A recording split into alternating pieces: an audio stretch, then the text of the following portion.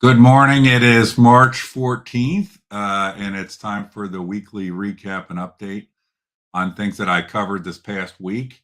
And I thought yesterday, I thought I really didn't do much of anything this week, but actually turns out I did quite a bit. So last Sunday, I drove back from Florida to Ohio, and my voice, I got a little bug in my throat. My voice was about ready to go out. So I felt like I didn't do that much. I was trying to save my voice.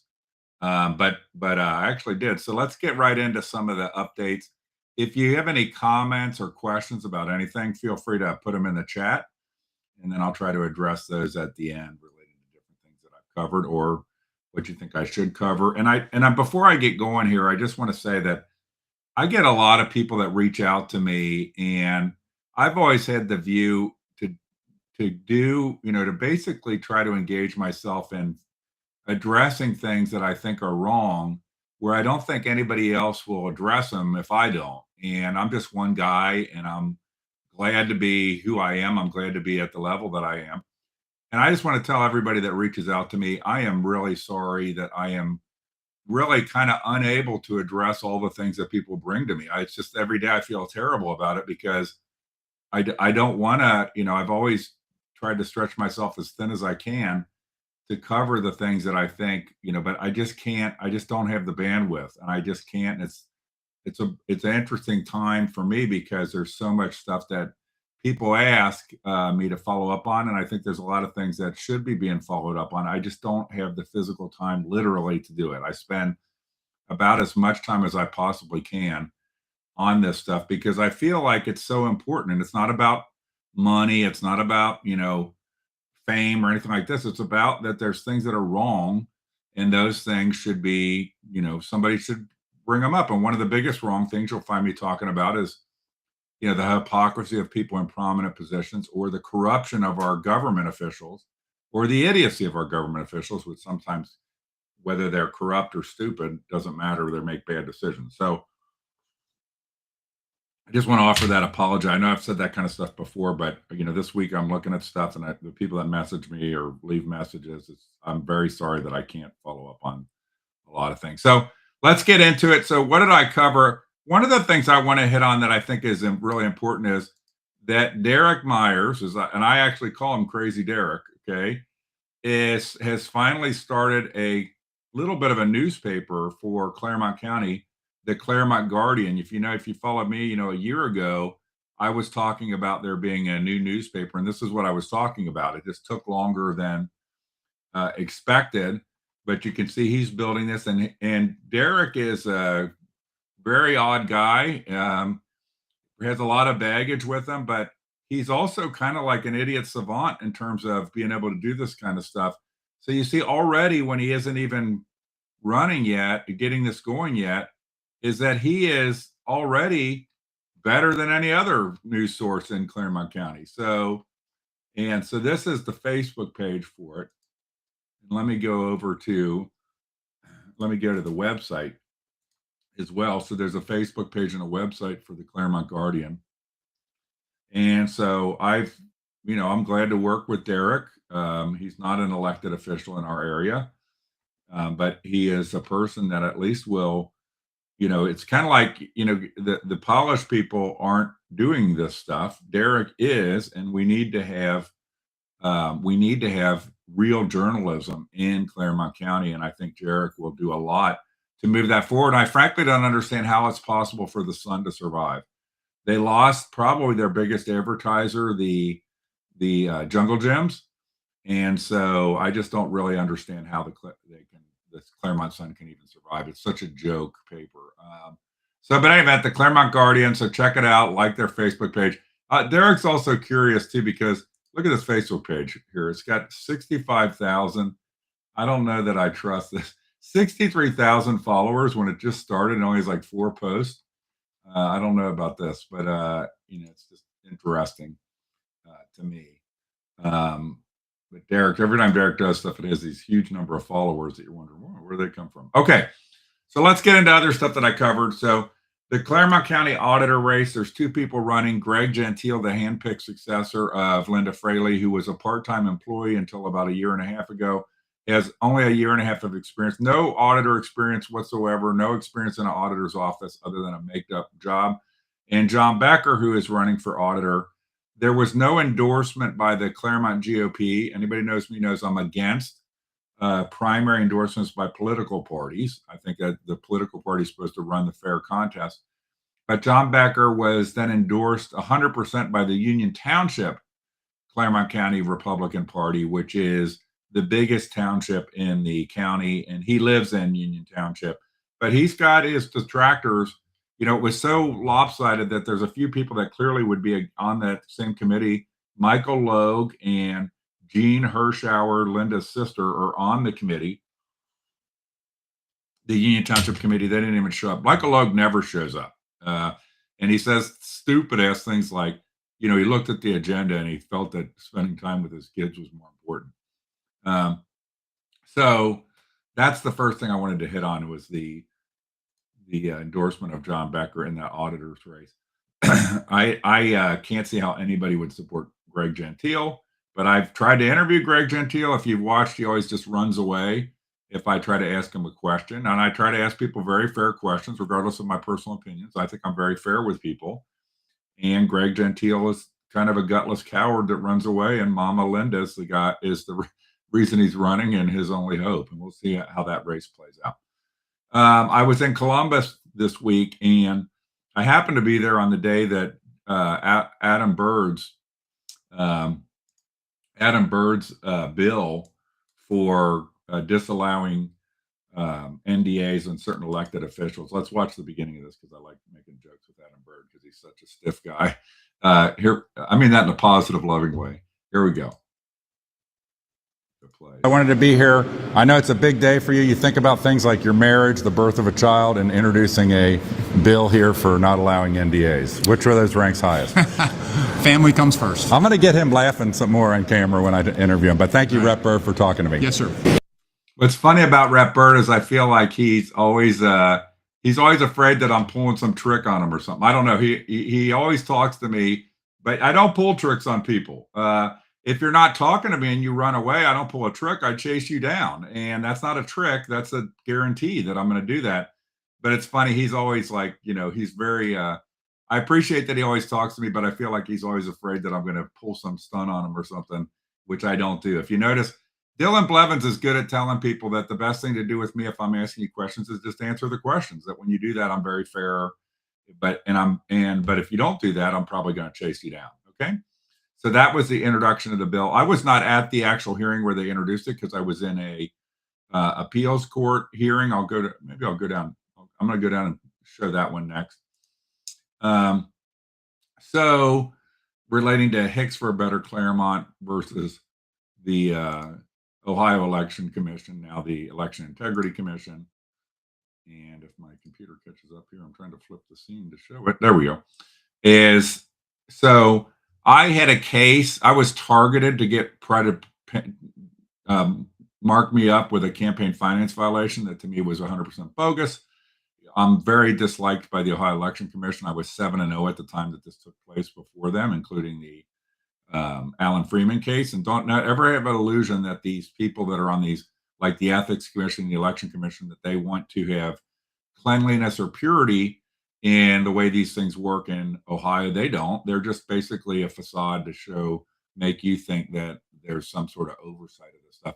But anyway, I won a case that I had not been given a proper hearing. And then the Attorney General and the Secretary of State are appealing that to Frank LaRose because, you know, they're very strongly in favor of you not having due process when you're charged with a campaign finance violation. It's absolutely ridiculous. The guy whose name Greg Restuto or something, he said during the presentation, he said that I was the only remaining case from the old Ohio Election Commission, which it got sunset and it's been replaced with this election integrity thing, and that the new law would give everybody a proper hearing under what's called Revised Code 119. I don't know if that's true or not, but that's what he said. So the question is why are you fighting this case? Why are you appealing this case? It's one case. You'd be cheaper. It would all be almost nothing to go back and give me the hearing because they vacated the decision and they gave me a hearing. but instead they're spending shitloads of money. There were 5 people, 5 there. I think it was 5. It was at least 5. It might have been 6. Like one guy from the Secretary of State's office and a bunch of people from the AG's office on this appeal. So I got to present and they got to present. But it's a question. Yeah, I think when Chris Hicks's name is on something, these people are irrational in Columbus. And I'm not exaggerating to say that. So they're like, we'll spend whatever it takes to try to make sure that Chris Hicks doesn't have to have a proper hearing, because we don't think when the case captions in Ohio, justice is blind.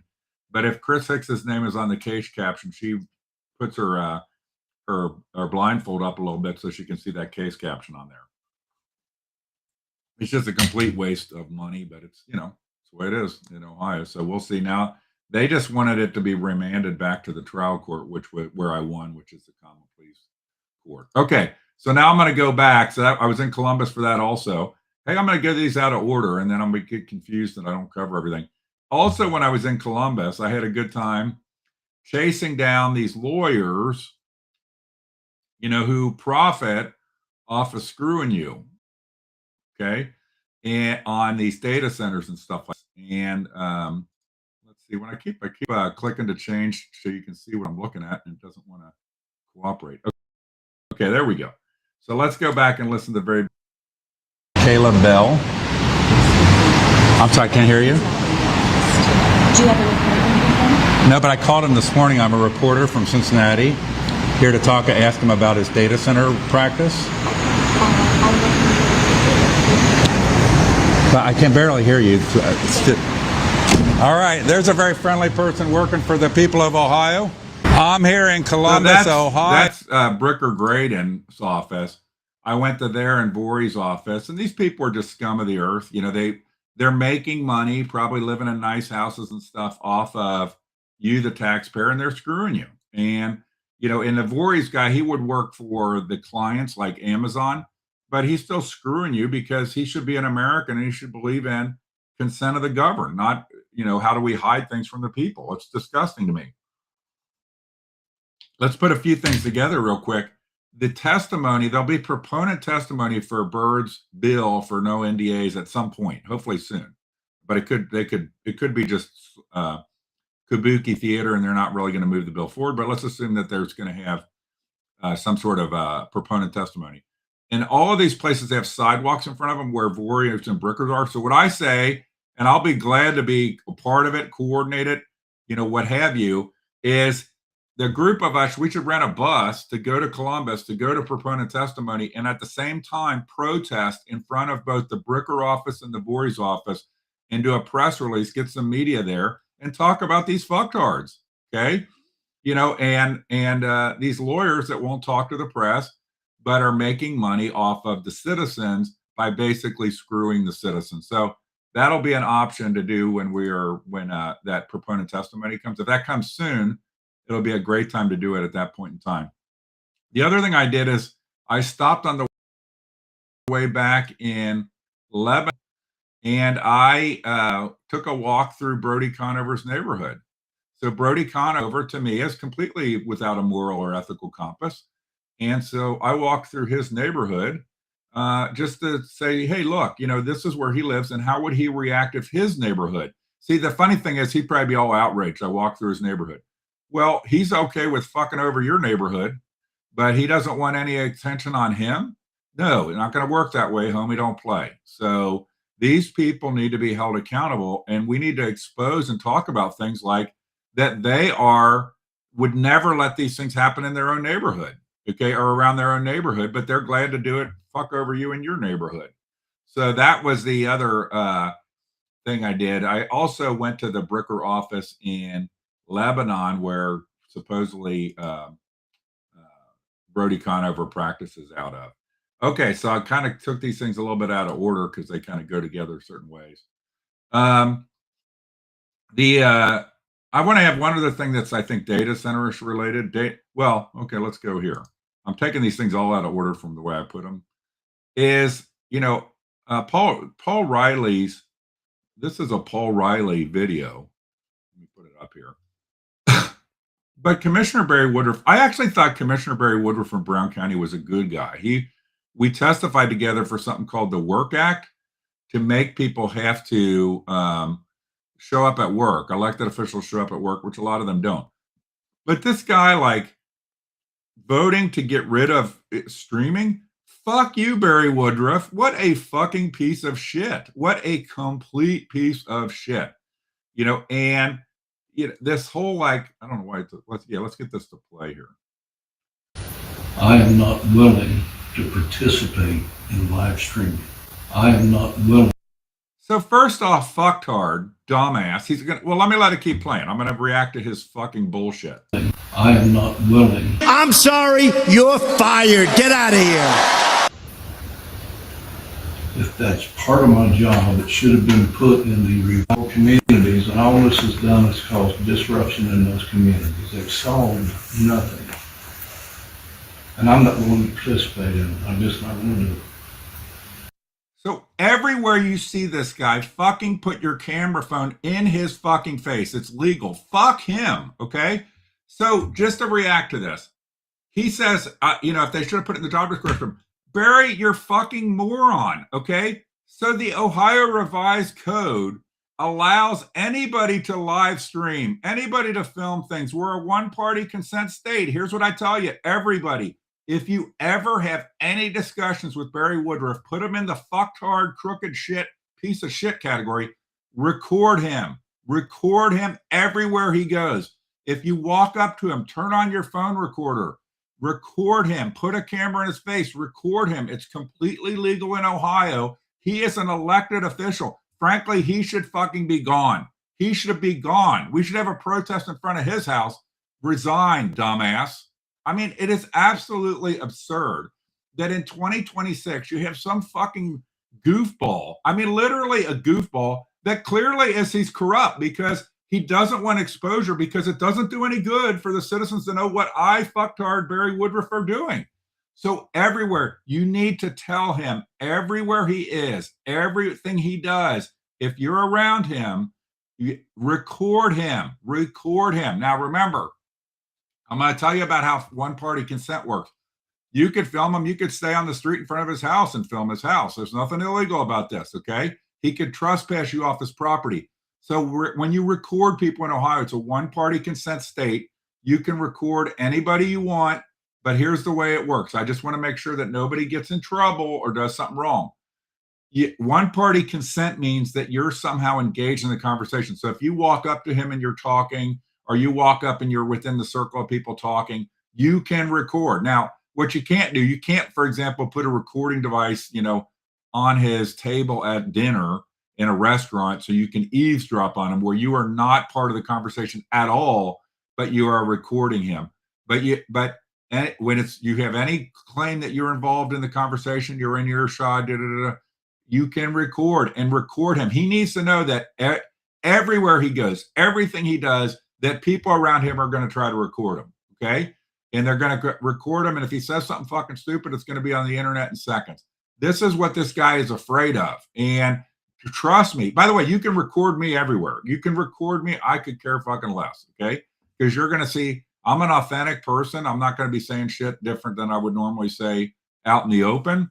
If I, to somebody one-on-one, so Barry Woodruff is supposed to be a public servant. It is 2026, and Barry Woodruff is bitching that he won't be part of live streaming.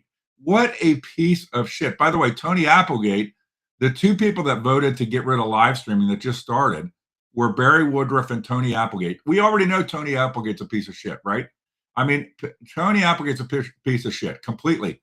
Gordon Ellis voted not to keep live streaming. Gordon Ellis voted to keep live streaming. I can't assess Gordon Ellis, but I know that Gordon Ellis isn't as fucking stupid as these other guys or as arrogant. Okay. And I think Gordon Ellis has a pretty good ego as far as I understand, but he's not so stupid to be on camera saying, he's against the citizens being able to know what he's doing. I mean, Barry Woodruff, what an embarrassment to his own family. What an embarrassment to any legacy. I don't know if the Woodruff family is prominent in Brown County, but what an embarrassment. What a complete and total embarrassment. So, and if you get me, you can record me when you talk to me, if you see me out in public, and I'll tell you what I really think. No, I'll say exactly the same thing. Barry Woodruff is just a piece of slime, a human piece of garbage. And I want to make sure that is my First Amendment protected view of you, Barry. Okay. You are a piece of garbage. Okay. All right. Let's keep going now. I get myself all worked up. Now, the last thing I want to hit on this thing with that's around Brown County and these things is this petition, this constitutional amendment on data centers. I am against this. I think it's fucking stupid. Some people I know that I'm friends with are for it. I'm totally against it. I'll be vocally against it. I think it's retarded. Okay. And I mean that in a good way. People would start yelling at me that I used the word R word. Okay. Why do I think it's a bad thing? Because it's the issue is not data centers. Okay. We need data centers. Okay. Well, period. End of discussion. Period. We need data centers. Okay. And for AI stuff, we need big data centers. And by the way, a lot of our jobs are going to be based on this stuff going forward. So we need it. We're going to need it. Okay. We need garbage dumps. We need chemical dumps. We need, radiation locations. We need all kind of shit. Okay. So we're going to need data centers. So having a constitutional amendment that says 25 megawatt and above data centers, which is completely arbitrary, are not allowed in Ohio is stupid. The issue is not data centers. The issue is a government that operates without the informed consent of its people. Had this data center thing been done out in the open and in the public, then people could have come to some conclusion on whether it was a good or bad deal on their own, within their own community. But now you've got, I think, completely misguided people who have hooked up with crazy environmental types and so on and so forth that are just saying these are universally bad and above. And then it's like, well, these are hyper data centers. No, they're not. 25 megawatt data centers are not hyper data centers. 200 megawatts are hyper data centers. Then the point is, AI needs that kind of power. We're going to have to address it. We're going to have to figure out how to do it. Maybe someday Elon will solve it with data centers in space. But we're going to have to figure this out. And the issue's not a certain size. It's like I bring up to people, if we're against data centers above a certain size of megawatts, which is completely arbitrary, it's not like certain workloads. Why don't we have a constitutional amendment in Ohio against data centers that house surveillance state data for the state or local government? How about that one? How about that constitutional amendment? I'd be 100% for that because I'm against data centers being used for that kind of thing. But to just arbitrarily throw out 25 megawatts, it's stupid. Now, remember, I work for IBM. There were data centers back, we've always had data centers, from the 60s. And the data centers have always been, the funny part is people acting like, oh, water cooled. All IBM data centers were water cooled. When all big computers were water cooled, like mainframes and stuff like this. It was kind of the anomaly to have air cooled,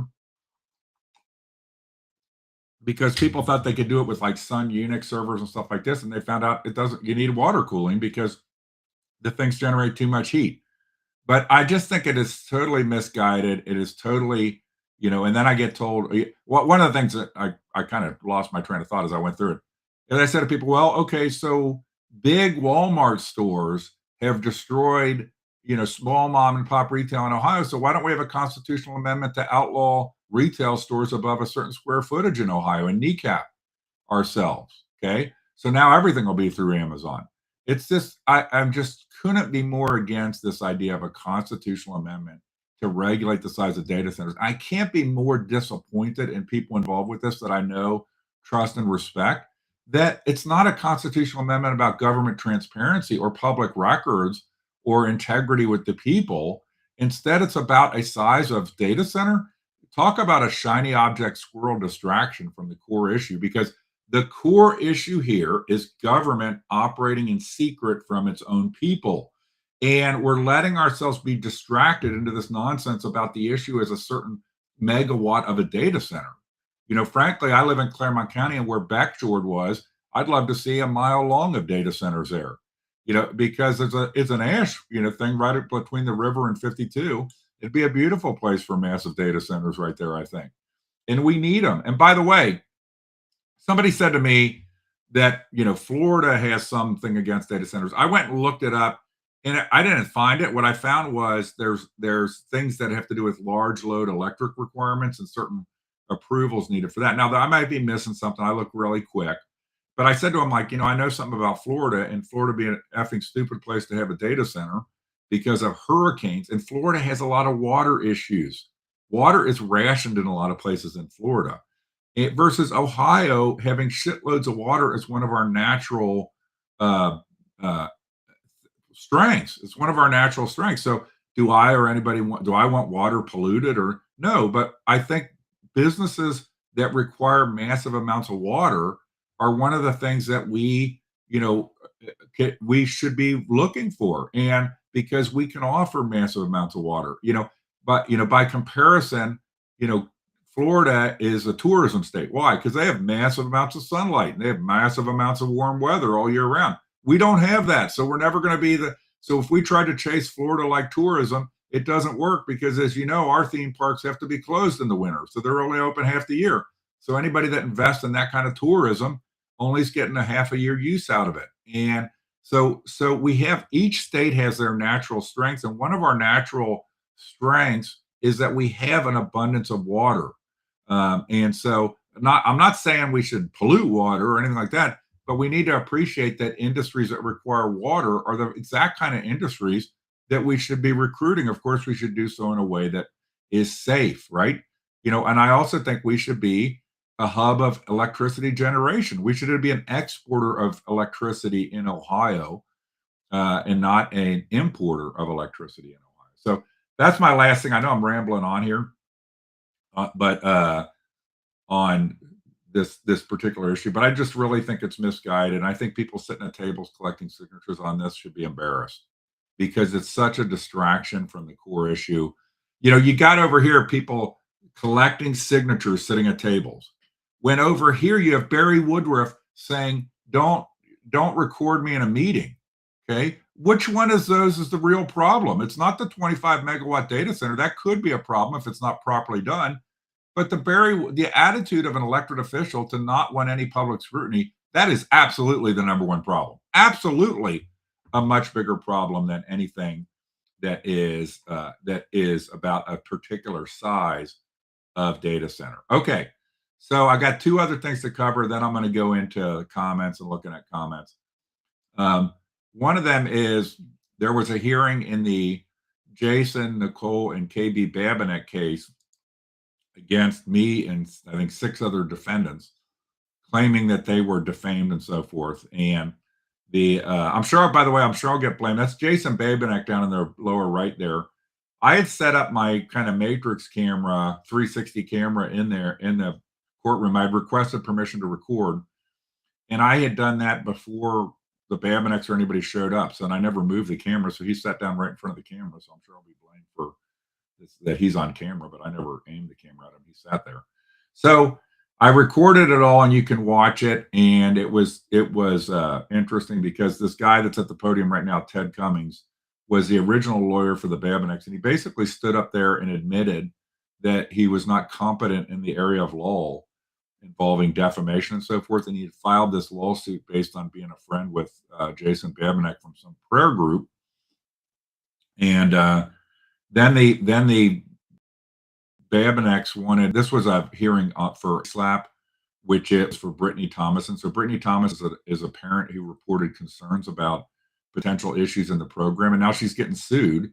And these people are acting, I mean, it's ridiculous to me. It's ridiculous because the Babinets, he was a public employee at a public school at the time that these allegations came to light. And, so if you're a public employee at a public school, you should expect scrutiny, and parents should never feel afraid to report something they're concerned about for fear of getting sued by the public employee who was the public employee at the time. That was a concern. By the way, I don't know that he was a public employee at the time, because the weird part is he resigned as the head wrestling coach of the girls program in August of 2023. And then it came up later. So at the time, these things were coming up. He was not a public employee anymore, but the allegations related to the time period in which he would have been a public employee. And now he's suing Brittany Thomas, and he's suing me for reporting on this stuff. And I'm going to keep reporting, and we'll see what happens. But it's I think I just think it's misguided. And I think that this Cummings guy, the attorney Cummings, really made this case, should not have filed the case in the first place. Now, last two things I want to cover is I'm going to bookend some things, and I'm going to look at comments. So what a week. Early in the week, I'm standing up basically questioning the trustees in Union Township about why we need to expand the number of pot shops in Union Township, okay? Other than that they like the money. And I think that's the key thing. We want money. And so I think all the townships around Union Township don't have any pot shops. Miami, Pierce, Batavia. They don't allow them, although there was speculation that Pierce might get one, which would stand to reason Alan Freeman would probably be looking at the money potential and be wanting to get some of that money for Pierce Township. And so I'm testifying about basically asking questions that would make it clear that I was very skeptical of any need to expand the number of pot shops already in Union Township. There's already 2. And all of the feedback, as far as I could tell, the trustees, every piece of feedback they got that I'm aware of has been negative, including all the people that testified in 2 different meetings, plus all the written feedback. Nobody ever presented any for expanding the number of pot shops in Union Township. So now let's bookend that. Let's bookend that with what did I do towards the end of the week is spent an hour and 45 minutes with Afro Man. So talk about this. And so I am a fairly libertarian type thinking guy. And so Afro Man, I think Afro Man's interesting. I'm not a fan of pot personally. I'm very much, but I'm pretty libertarian guy. And I have an objectivist type viewpoint. And if you know what objectivism means, that would be like if you want to F yourself up on drugs or do whatever, you can do that. No problem. I don't care. As long as I don't have to pay for it. I don't have to pay for your recovery. I don't have to pay for your addiction, that kind of stuff. So, but Afro Man, I spent time with Afro Man, and I think the funny part is Afro Man is a character, but he is involved in a First Amendment dispute, and he is fighting against what he perceives, and I agree with him, is corruption in government. I don't think he should have been searched. I think the behavior of these cops was not necessary. I appreciate him making a lot of First Amendment protected expressions in clothing and merchandise about the cops, negative towards the cop. I think that's his right, and the cops may not like it, but that's fine. That's tough shitski. I mean, we have the right to criticize our government, and the police are part of that government, and he has the right to criticize them. And I want to bookend this with, nobody's asked me, but I've asked myself, how does this relate to Lemanuel Scales? Lemanuel Scales is never going to be challenging government. He's a mascot to government. He is never going to be standing up for anything or fighting back against government. So I appreciate that we're all flawed people. We all have good points and bad points. And I'm sure Afro Man has bad points. He has good points. I'm sure even Hilarious Scales has good points and bad points. But one thing about Hilarious Scales is he's complete facade. He's not authentic, but he also is not ever going to be fighting back against crooked government. And we need people that fight back against crooked government. And I welcome Afro Man fighting back against crooked government. I think it's fantastic. And, he auditioned a new song. I got the new hit song from Afro Man. My Afro Man's Gonna Do Ya. Let's play the very beginning of this intro. I'ma just be a regular American in court. I won't, I'ma just go fight for freedom of speech. Mine eyes seen the corruption of the Adam County cops. The world famous Afro Man Kitchen, where Officer Pound Cake was born. I don't want nothing bad to happen to these police officers. I don't want them to go to hell and burn forever. I don't want them to get killed or beat up. They're still messed up from when they was ruffling through here looking for kidnap victims in my suit pockets. Has anybody ever apologized to you? Have any of these people ever apologized? No. It's Thursday. And that's the part that's ridiculous, that nobody's ever apologized to this guy for what happened to him. It's always funny because I don't know, he's the one getting sued, but his reaction to the cops, his protest against the cops that he's put into his music, put into his merchandise, that is a big part of that's about how the cops reacted when they were basically had nothing found on him. They wouldn't help him at least jam the door back into the frame. They never apologized, and that goes a long way. We all F up. We all F up. And you can go watch. And I also put online 8 hours of body cam. I'll have more things that I put online over time relating to this case. The case starts on Monday, the 16th. The jury selection is first, so that could be boring or whatever, but I'm planning to be over there at the Adams County Courthouse on Monday, the 16th. And at 8:30 is a good time to be there and to be ready. So 8:30, I'll probably go to the gazebo a little before that, see if anybody wants to show up there and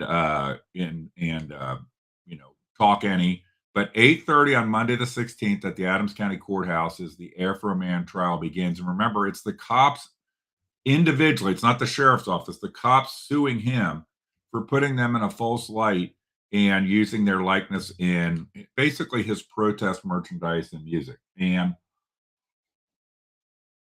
I think it's a lesson to the cops. I mean, we got to have, those citizens get screwed over so much by government.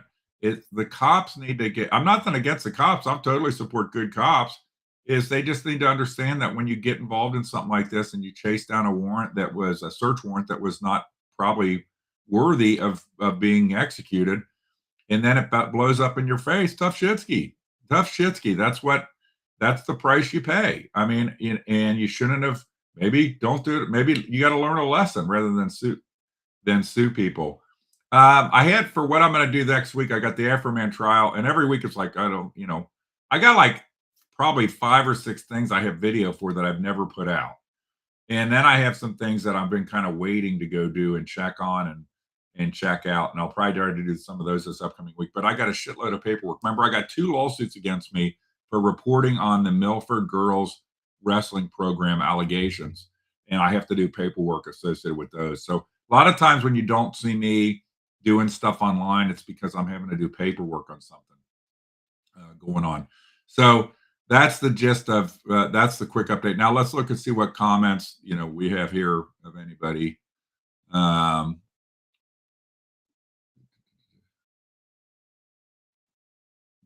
And I might not know the context of the comment because it was maybe made when I was talking about somebody or something. So I don't know. This person says, come to Brown County. I go to Brown County all the time. So I have a litigation going on in Brown County. I just ripped on Barry Woodruff in Brown County. I'm talking about Mount Orab in Brown County. So I'm not sure in Brown County, but Cass or anybody else, it's very important that when you send me information that it's not just hearsay. And I tell people this all the time. If you send me information that says just call me, I'm probably never going to call you. If you send me, what you need to do is have some facts and not hearsay, okay? Have some facts either related to something I'm already working on or something new that would be a kind of something that I would think was a priority. But you have to have something, not just hearsay. If it was something very spectacular, you probably, I might get into it without having anything. But you need to try to send me some facts, something that is, worthwhile. Okay. All right. Let me, Cass here wins the most,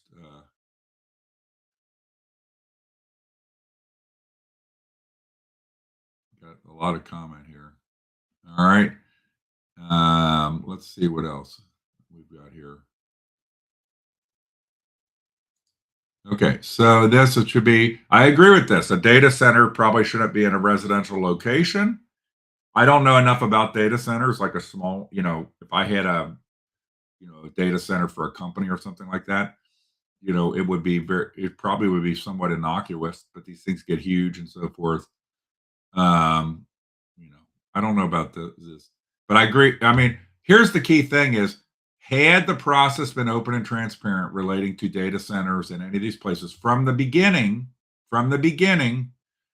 this would have worked out. The issue's not data centers are evil. The issue is maybe some data centers are evil. I don't know. Probably NSA data centers are evil. But the issue is that we don't have the informed consent of the governed, and we have elected officials like jackass Barry Woodruff that are upset about the public wanting to be aware of what they're doing. If Barry Woodruff was not a piece of shit, he would be excited about the idea that people are taking an interest in what the commissioners are doing in Brown County, right? That's what he should be excited about that, but he's not because he's a piece of shit. Okay, he wants the secrecy. And it's just so disappointing. I thought he was a good man, but he's not. He's just not. He's just a bad person. And you know what's funny is you could have somebody. I have a friend who you would think that he was not a good person, okay, because his lifestyle and so forth, generally speaking. But I tell you, he's more of a Christian and more of an upstanding person than most anybody I know who claims to be a Christian, because the guy would give the shirt off of his back for you.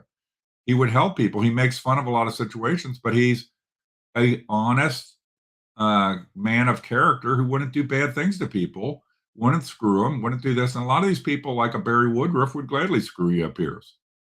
I mean, it's just such a disappointment. Okay. And I don't know about this. Ohio River was losing. I don't know about that. Ohio River is losing its depth every year. I don't know. I thought we're supposed to be having global warming, so we get deeper.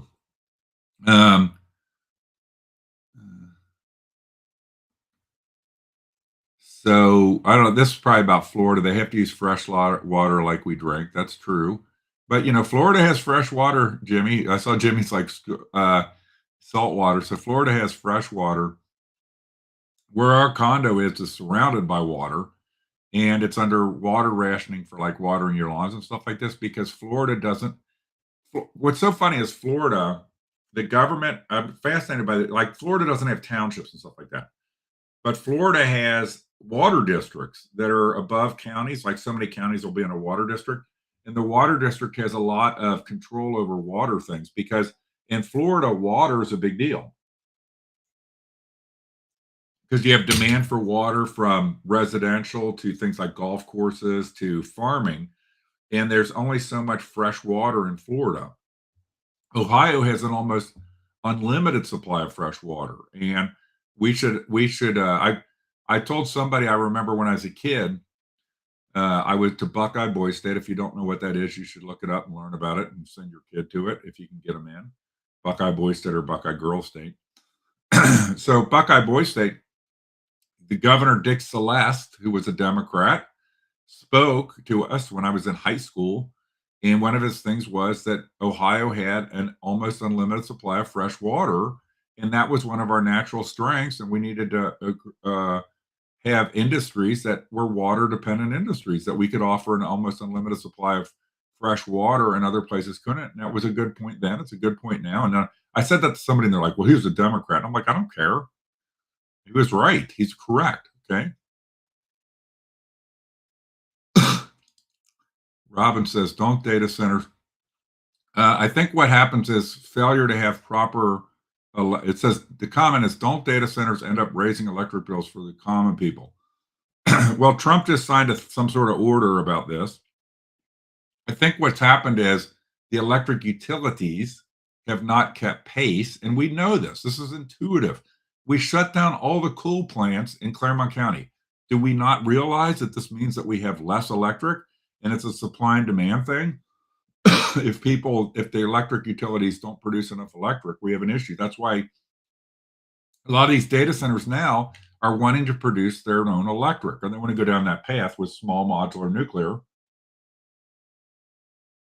which is years off. So it's several years off that the small modular nuclear will even exist in the United States.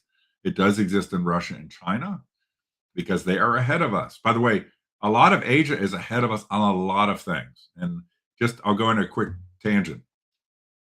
I did work for Samsung, and Samsung's most advanced phones and their most advanced retail displays got deployed in Asia first because Asia is more advanced than we are. I was just watching some videos on Tesla. They're having a Model Y L, a long one that has 6 seats in it and 2 captain chairs behind. That's being made available in Asia and Australia before the United States because those markets are frankly better for the companies and more advanced. So I think the data center issue, I think the issue of data centers raising electric bills, I think there's validity to that. Obviously, Trump just signed an order about it. But we should be asking ourselves, why is there an issue with producing electric enough? And I think the key is the utilities have been hamstrung on electric production. We have not invested in nuclear properly at a public utility level.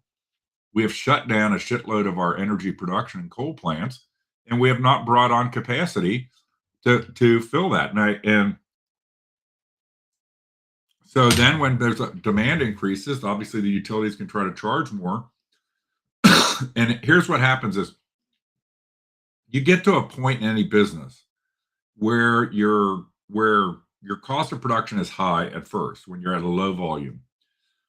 You get into a sweet spot where your cost of production gets driven down by the fact that you are able to by volume. Volume drives your production down.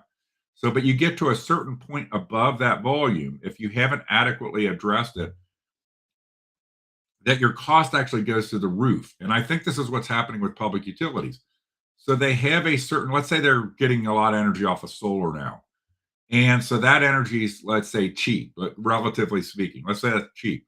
But if the demand, like when Texas had the ice storm, when the demand gets above a certain point, then they have to keep turning on additional capacity that is high cost capacity. And then that high cost capacity drives prices up if you don't fundamentally fix the infrastructure to be able to get to that level of capacity without having to turn on high cost capacity. So I worked with a natural gas company once, and when it would get below a certain temperature, gas tends to not want to move in the gas lines. And so they had to actually physically send people out. I don't know how this works today. This is going back 20, 30 years. They had to physically, on really cool days, send people out to these stations to pressurize the system to keep the gas moving through the lines correctly. So when they were doing that, the price of gas effectively went up because now they're having to do all these extra things to meet the demand, because the cold temperature causes there to be more demand, and the cold temperatures cause the gas not to want to flow right through the system. So they have to keep doing things to get it, so it ends up being more cost. And I think that's what's happening a lot is our grid. You all know this. Our grid has not kept pace with energy demand. And you have these new people that need a lot of energy, and our grid can't do it. So at one level, they're trying to solve that by putting in small modular nuclear going forward. But on the other level, we should be concerned with what's our ability to produce energy in the United States, because we can't be competitive with other countries if we're hamstrung on the ability to produce electricity. Okay. Somebody says, when am I making it? I might come and look for Terry Johnson. Where's Waldo? Terry Swamp Johnson, the state senator. The question was, when are you making a trip to Scioto County? I don't really cover Scioto County, so I'm sorry. I basically cover Adams, Brown, and Claremont, but the senator for Adams, Brown, and Claremont is in somewhere hiding out in Scioto County. So if anybody knows where he is or that he's going to be at an event, let me know, because then I'll come there so I can try to find Terry Swamp Johnson, the senator, Matt Huffman man, to see if he'll actually interview or talk. Okay. Okay. And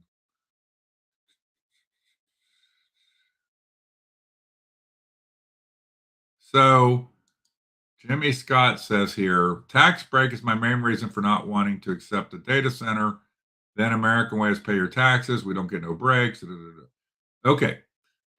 So the, one of the issues we have is that over time, the government has gotten more involved in individual economic transactions in a system that's supposed to be where the government creates the level playing field for businesses to succeed. When the government gets involved, it becomes crony capitalism. That's what we have in a lot of these things. And frankly, on the large scale, it does more damage than it does good.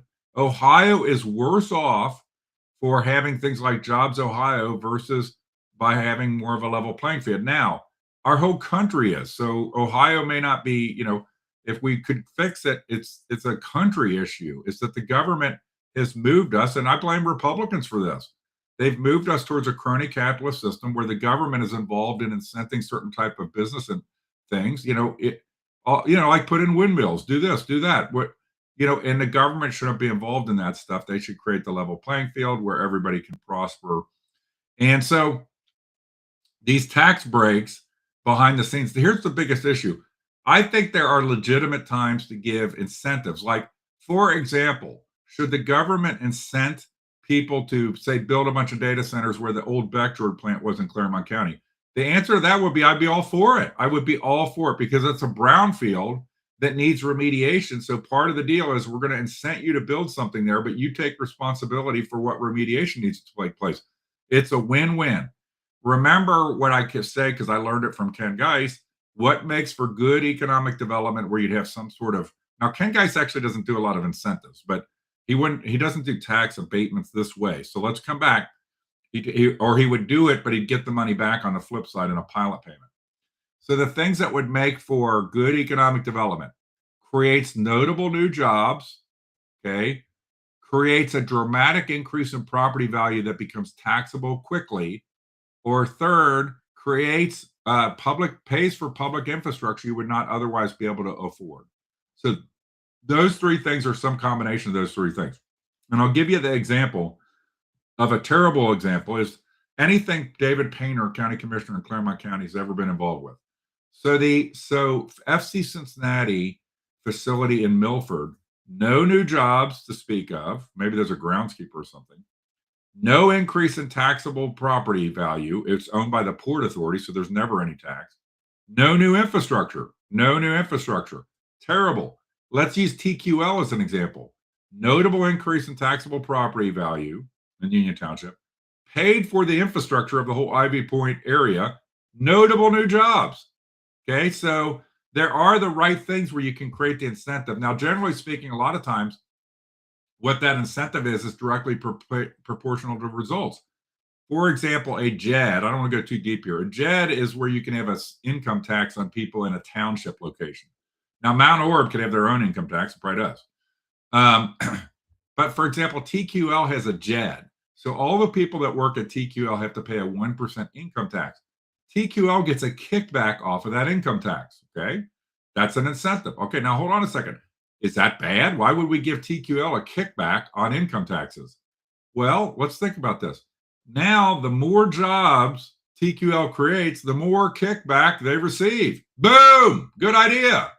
That's why you have a shitload of jobs there. I don't know how let's use Purina as an example. I don't know how that works exactly, but that almost no jobs, takes forever to get operational. And I don't know about what, incentives were offered versus the value. If we look at Mount Orab, the stupidity is, if you look in the phone call that I released, that was great by the woman. I can't remember her name off the top of my head, but fantastic job she did. That phone call, she asked, what are we going to get in return? And the mayor says, we haven't gotten there yet, but you already gave them the incentives. It's like, I don't want to sound crass here, but it's like, I'm a traditional type guy. I think women should save it for marriage or for a very long relationship, okay? Committed relationship. So, but it's like saying you give away the milk for free. Who's going to pay for it? Okay. Why would you're going to assume that after the fact, they're going to give you some benefit? That's like saying, I'm going to have sex with the guy on the first date, and that's how he's going to become committed to me. No, don't work that way. It's stupid, moronic. That's why Hauser, go. Rick Ecke, go. All these people just got to go. I mean, they're clearly not competent to do their jobs, and they're not good representatives of people, and they're not honest. Okay, so let's see what we got. How long have I been going here? Okay, we're almost up on an hour, so I don't want to go too much past an hour. Let's see what else. I don't know about meetings in Animal County. I assume this means, why aren't you ever at meetings in Animal County? Because I don't know where Animal County is, but if that means Adams County, I go to some meetings there. I don't go to that many commissioner meetings in Claremont County where I live. So I have a lot of things going on. If you haven't noticed, I can't just keep doing shit. And I'm not just going to go to meetings to sit there. I have to have a reason. Okay. I just don't have the time. And so hopefully you understand that. I'm sorry. Why don't you go to your meetings? Why don't you record your meetings? Why don't you tell me if you see something suspicious and then I'll get engaged? I don't have the time to just go sit in meetings all day. It's just not practical. Okay. I go occasionally. And so hold on.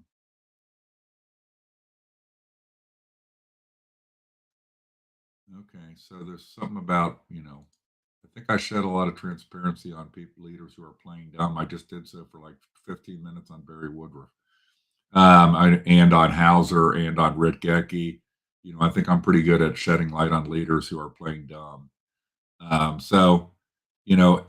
people who say this, like Jimmy Scott says, data center not going to supply that many jobs, to my understanding. It's not just about that either, by the way. Do you not understand? I mean, hey, middle America, we got a new war going, so your kids will have something to do. They can go get PTSD and die in a war. Okay. If we're ever going to get this country on a track where there's good opportunity, frankly, our rural areas should be super optimistic because they should be because things like Starlink and the ubiquitous nature of technology could create an environment where people can live in rural America and work in jobs that are based on AI and advanced technologies. That's a dream. It's a dream. How many people would like to do that? Young people even like to do that. I don't have to have the hustle and bustle of a city to have an excellent, high paying job. Okay. Now, Jimmy Scott asked, data center not going to supply that many jobs, to my understanding. Nothing's going to supply that many jobs. Okay. We live in a world now where there is a lot of technology. So they put in like the design within reach warehouse in Claremont County. It creates like 30 jobs. Okay. Because robotics and other things are changing the world of, there aren't big factories where the whistle blows and 1,000 workers come out anymore. It doesn't work that way anymore. And it's going to get less like that. And so I get that a data center doesn't provide many jobs. That's by design, okay, that these things are somewhat autonomous and can run. However, I just want to point out to everybody that the economy is going to be powered by workloads that are running in data centers.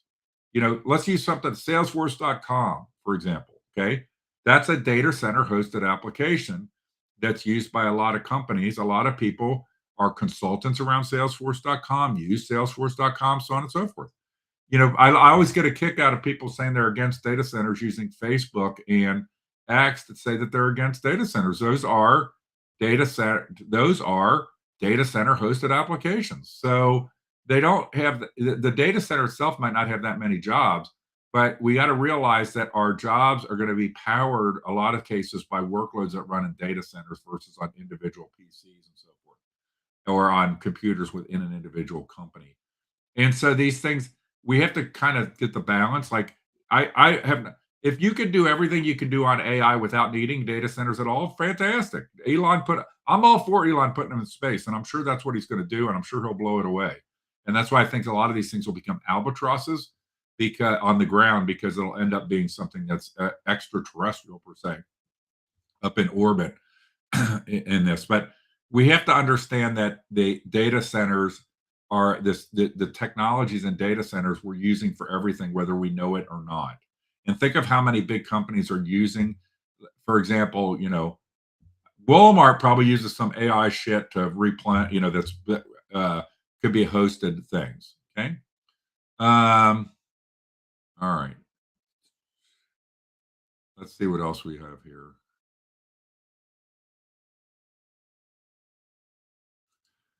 Angel, you totally missed my point. I have seen some stuff that makes me sick. Dollar still talks. Good point. Youth, go join the services. If you're meaning military services, I am a person I voted for Trump because we weren't going to get in wars. Okay. I'll be totally clear on this. I am very much more like a Tucker Carlson type mentality, although I have my issues with Tucker. This idea of our middle class in rural America, we're focused on data centers, but what has destroyed our middle class in rural America? Our leaders sold us out to Chinese manufacturing and production. That's one. Okay. So there's not opportunity the same way there used to be, because we don't have those things. And they're going to come back, maybe some, but they're not going to come back like they were, because even in China, they don't need, there's a lot of robotics. It's not like there's millions of people working in these, what used to be manufacturing jobs. The second thing is these forever wars. So what we've done is we've taken whole generations of our youth, put them in these forever wars where they come out fucked up, PTSD, having done this for nothing. I mean, how do you sit there? It used to be that we would get into wars for a purpose, okay, where there was a clear end game. It made sense. You could stand up. We were actually promoting our values, and it makes me sick to see these things. And it really makes me sick to see that I've traveled everywhere. By the way, I did consulting work in 55 countries. I'm glad I don't have to do it now, because I don't know how I would answer people is, why does the United States seem to feel it can just go bomb any place? It can just drone strike anybody. Russia can't participate in the Olympics because they're having a war with their geographic neighbor, where Russia was invaded twice in the last century through maybe more in the last century, because we're back to Napoleon, through Ukraine. Their country was invaded twice through there. What would we do if Russia started doing the same shit in Mexico or Cuba that we did in Ukraine? Okay. And so we've got these things there, and they can't compete in the Olympics. Okay. Now let's go to us. We just frickin' bomb everybody, just start bombing everybody wherever we want. And now we're getting more and more brazen about it. And it kind of scares me, by the way. I have not lost my faith. I'm keeping it scares me, because we seem to now be legitimizing assassination and kidnapping of leaders. Okay. We seem to be, and I don't like Maduro. I don't like, Iran, but we need to be careful what we're unleashing in this. And by the way, what does it tell you about everything going on with Iran? I didn't mean to go in this long thing on something totally unrelated to what I normally cover. But hey, if you're a small country, you absolutely think you need a nuclear weapon now. We've cemented that idea. We got to get a nuclear weapon, because what country wouldn't we do this with? We would never do what we're doing with Iran with North Korea. Because why? North Korea has a nuclear weapon. So we are sending the message to these people, get a nuclear weapon, because that's the only way you can prevent happening. We're also sending a message that you can't trust us in negotiations. And that message is totally solidified. It happened, in Ukraine, there were two sets of accords, the Minsk I and Minsk II accords, that we violated. We, the United States and the Europeans, violated agreements that were put in place around Ukraine. And we were the ones that basically trying to use those agreements only let Ukraine get in a better position to fight with the Russians. And so anyway, I know I'm going on a big tangent here, but I don't want to see youth going to join. I think that we should have like a mandatory conscription. I've never was in the military, like a year or two. Yes, I think we probably do. I think it would be good for a lot of our kids. But do I want us to be in these forever wars? Absolutely not.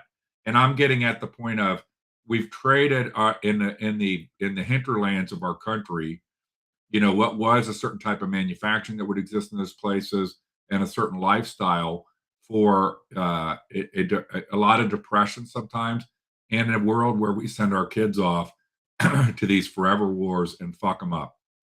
It's immoral. It's wrong. It's disgusting to me. All right. So that's that is the gist for today. Sorry I went long and rambling on here. And I'll see you if you're going to come to the Afro-Man trial on Monday, 8:30, Adams County Courthouse. I'm planning to be there and looking forward to seeing the jury selection and how it plays out with visiting Judge Jonathan Hine. Have a good rest of the day and have